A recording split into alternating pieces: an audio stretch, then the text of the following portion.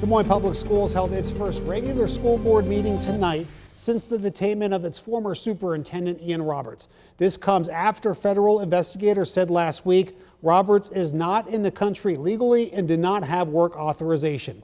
KCCI's Kayla James was at tonight's meeting. She joins us now. Kayla, it was pretty much back to business as usual.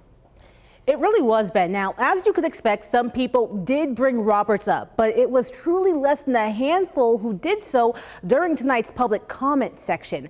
Later during a work session, some board members spoke up, but other than that, tonight felt like a regular school board meeting.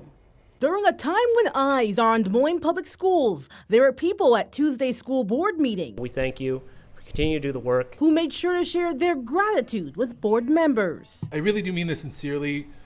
Thank you for being on the school board. Tuesday night. It is my pleasure to ask Dr. Berard to come forward. Acknowledgements of district successes were celebrated, and organization Iowa CCI shared their concerns about the state's ESA program and its financial impact on public schools across the state. We are encouraging public school board members around the state to adopt a resolution calling for a rise in state supplemental aid. But before that, there were some people. Since Mr. Roberts' arrest, more and more issues have come out regarding his integrity. Who touched on the case surrounding former superintendent Ian Roberts. That's kind of a failure on the end of the board. I think it would be appropriate at this time for the board to resign. I would call on the board to hire a third-party investigator to examine what the board knew about all of these misdeeds. Board members couldn't speak directly during the public comment section. Iowa code prohibits us from discussing specific employees or their job performance. But during a work session after the regular meeting, some members, and it's been